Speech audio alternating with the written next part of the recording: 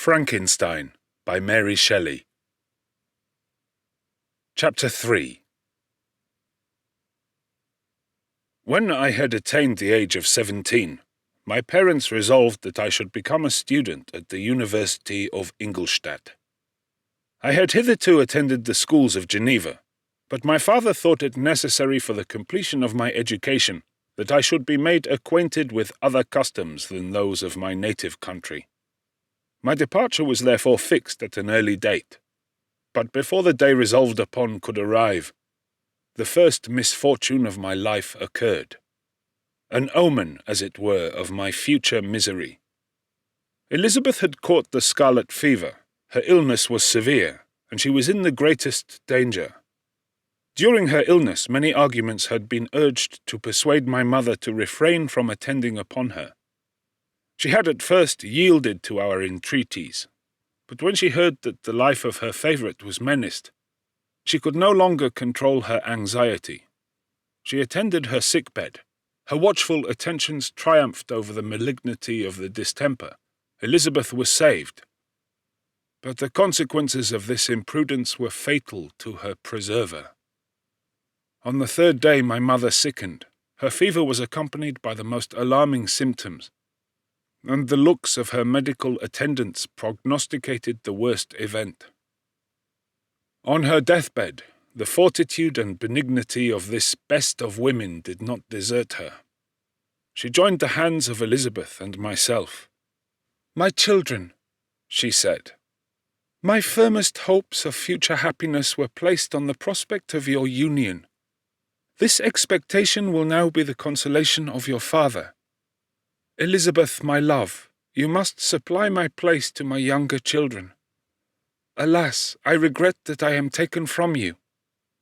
And happy and beloved as I have been, is it not hard to quit you all? But these are not thoughts befitting me. I will endeavour to resign myself cheerfully to death, and will indulge a hope of meeting you in another world." She died calmly, and her countenance expressed affection even in death. I need not describe the feelings of those whose dearest ties are rent by that most irreparable evil, the void that presents itself to the soul, and the despair that is exhibited on the countenance. It is so long before the mind can persuade itself that she whom we saw every day, and whose very existence appeared a part of our own, can have departed forever, that the brightness of a beloved eye can have been extinguished, and the sound of a voice so familiar and dear to the ear can be hushed, never more to be heard. These are the reflections of the first days, but when the lapse of time proves the reality of the evil, then the actual bitterness of grief commences. Yet from whom has not that rude hand rent away some dear connection? And why should I describe a sorrow which all have felt and must feel?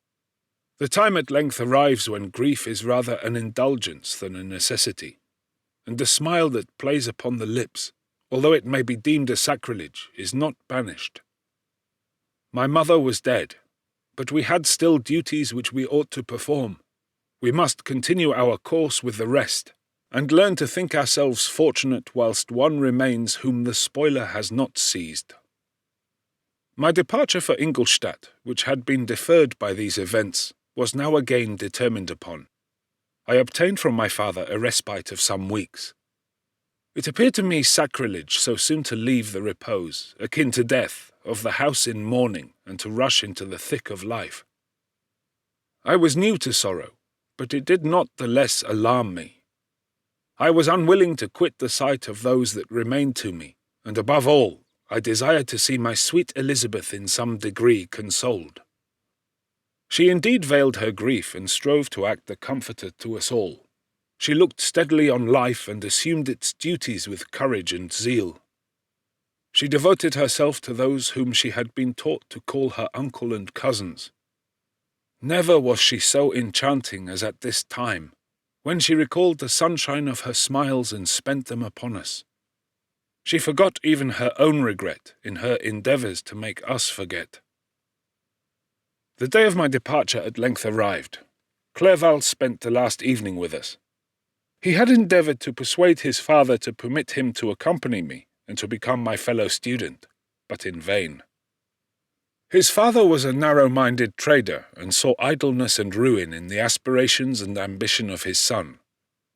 Henry deeply felt the misfortune of being debarred from a liberal education. He said little, but when he spoke I read in his kindling eye and in his animated glance a restrained but firm resolve not to be chained to the miserable details of commerce. We sat late. We could not tear ourselves away from each other, nor persuade ourselves to say the word farewell. It was said, and we retired under the pretence of seeking repose, each fancying that the other was deceived. But when at morning's dawn I descended to the carriage which was to convey me away, they were all there. My father again to bless me, Clerval to press my hand once more, my Elizabeth to renew her entreaties that I would write often, and to bestow the last feminine attentions on her playmate and friend. I threw myself into the chaise that was to convey me away, and indulged in the most melancholy reflections. I, who had ever been surrounded by amiable companions, continually engaged in endeavouring to bestow mutual pleasure, I was now alone. In the university whither I was going, I must form my own friends and be my own protector. My life had hitherto been remarkably secluded and domestic, and this had given me invincible repugnance to new countenances. I loved my brothers, Elizabeth and Clerval. These were old, familiar faces. But I believed myself totally unfitted for the company of strangers. Such were my reflections as I commenced my journey. But as I proceeded, my spirits and hopes rose. I ardently desired the acquisition of knowledge.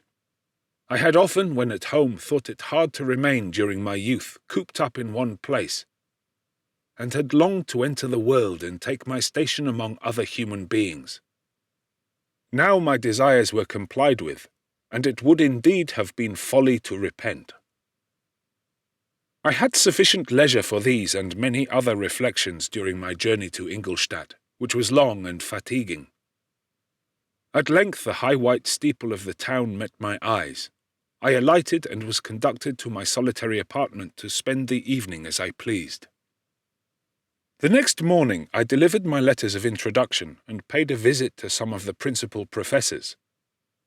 Chance, or rather the evil influence, the angel of destruction, which asserted omnipotent sway over me from the moment I turned my reluctant steps from my father's door, led me first to Monsieur Krempe, professor of natural philosophy. He was an uncouth man, but deeply imbued in the secrets of his science. He asked me several questions concerning my progress in the different branches of science appertaining to natural philosophy. I replied carelessly and partly in contempt, mentioned the names of my alchemists as the principal authors I had studied. The professor stared. "Have you," he said, "really spent your time in studying such nonsense?" I replied in the affirmative. "Every minute," continued Monsieur Krempe with warmth, "every instant that you have wasted on those books is utterly and entirely lost. You have burdened your memory with exploded systems and useless names. Good God, in what desert land have you lived, where no one was kind enough to inform you that these fancies which you have so greedily imbibed are 1,000 years old, and as musty as they are ancient? I little expected in this enlightened and scientific age to find a disciple of Albertus Magnus and Paracelsus. My dear sir, you must begin your studies entirely anew." So saying, he stepped aside and wrote down a list of several books treating of natural philosophy which he desired me to procure, and dismissed me after mentioning that in the beginning of the following week he intended to commence a course of lectures upon natural philosophy in its general relations, and that Monsieur Waldman, a fellow professor, would lecture upon chemistry the alternate days that he omitted.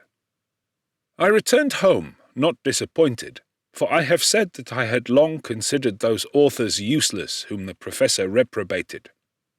But I returned, not all the more inclined to recur to these studies in any shape. Monsieur Krempe was a little squat man with a gruff voice and a repulsive countenance. The teacher, therefore, did not prepossess me in favour of his pursuits. In rather a too philosophical and connected a strain, perhaps, I have given an account of the conclusions I had come to concerning them in my early years. As a child, I had not been content with the results promised by the modern professors of natural science. With a confusion of ideas only to be accounted for by my extreme youth and my want of a guide on such matters, I had retrod the steps of knowledge along the paths of time, and exchanged the discoveries of recent inquirers for the dreams of forgotten alchemists. Besides, I had a contempt for the uses of modern natural philosophy. It was very different when the masters of the science sought immortality and power. Such views, although futile, were grand. But now the scene was changed. The ambition of the inquirer seemed to limit itself to the annihilation of those visions on which my interest in science was chiefly founded. I was required to exchange chimeras of boundless grandeur for realities of little worth. Such were my reflections during the first 2 or 3 days of my residence at Ingolstadt, which were chiefly spent in becoming acquainted with the localities and the principal residents in my new abode. But as the ensuing week commenced, I thought of the information which Monsieur Krempe had given me concerning the lectures.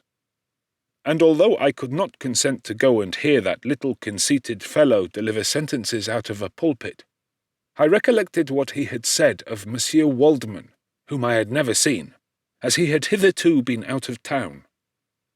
Partly from curiosity and partly from idleness, I went into the lecturing room which Monsieur Waldman entered shortly after.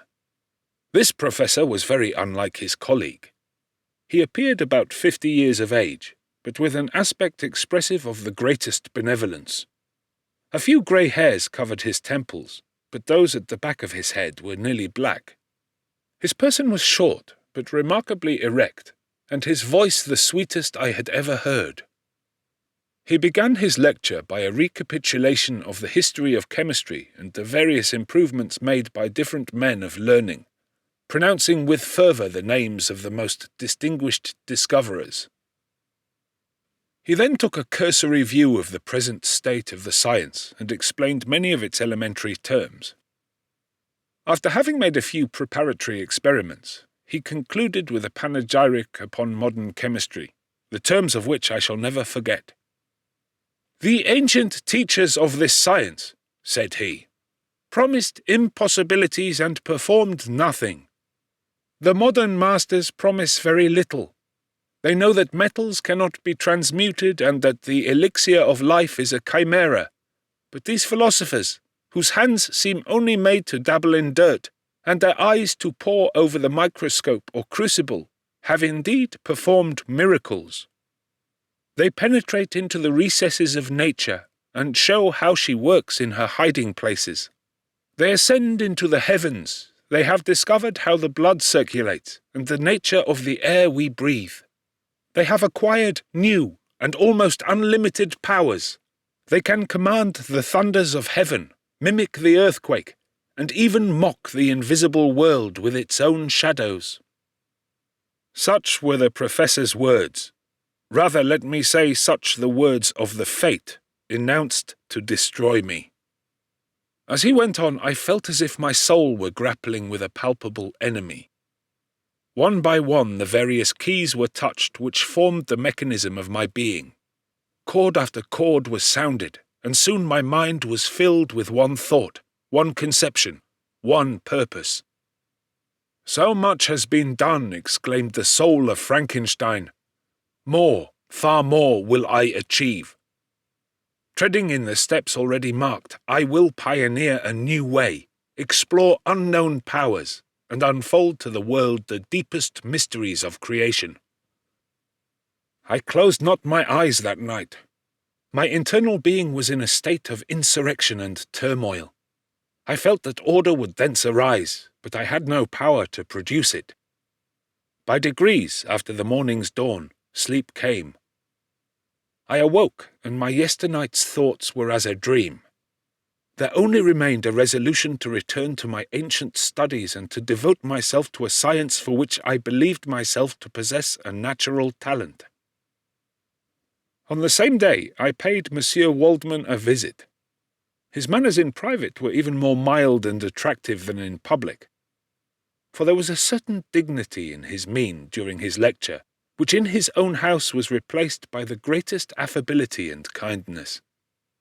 I gave him pretty nearly the same account of my former pursuits as I had given to his fellow professor. He heard with attention the little narration concerning my studies, and smiled at the names of Cornelius Agrippa and Paracelsus, but without the contempt that Monsieur Krempe had exhibited. He said that these were men to whose indefatigable zeal modern philosophers were indebted for most of the foundations of their knowledge. They had left to us as an easier task to give new names and arrange in connected classifications the facts which they in a great degree had been the instruments of bringing to light. The labours of men of genius, however erroneously directed, scarcely ever fail in ultimately turning to the solid advantage of mankind. I listened to his statement, which was delivered without any presumption or affectation, and then added that his lecture had removed my prejudices against modern chemists. I expressed myself in measured terms, with the modesty and deference due from a youth to his instructor, without letting escape. Inexperience in life would have made me ashamed any of the enthusiasm which stimulated my intended labours. I requested his advice concerning the books I ought to procure. "I am happy," said Monsieur Waldman, "to have gained a disciple, and if your application equals your ability, I have no doubt of your success. Chemistry is that branch of natural philosophy in which the greatest improvements have been and may be made. It is on that account that I have made it my peculiar study, but at the same time I have not neglected the other branches of science. A man would make but a very sorry chemist if he attended to that department of human knowledge alone. If your wish is to become really a man of science, and not merely a petty experimentalist, I should advise you to apply to every branch of natural philosophy, including mathematics." He then took me into his laboratory and explained to me the uses of his various machines, instructing me as to what I ought to procure, and promising me the use of his own when I should have advanced far enough in the science not to derange their mechanism. He also gave me the list of books which I had requested, and I took my leave. Thus ended a day memorable to me. It decided my future destiny.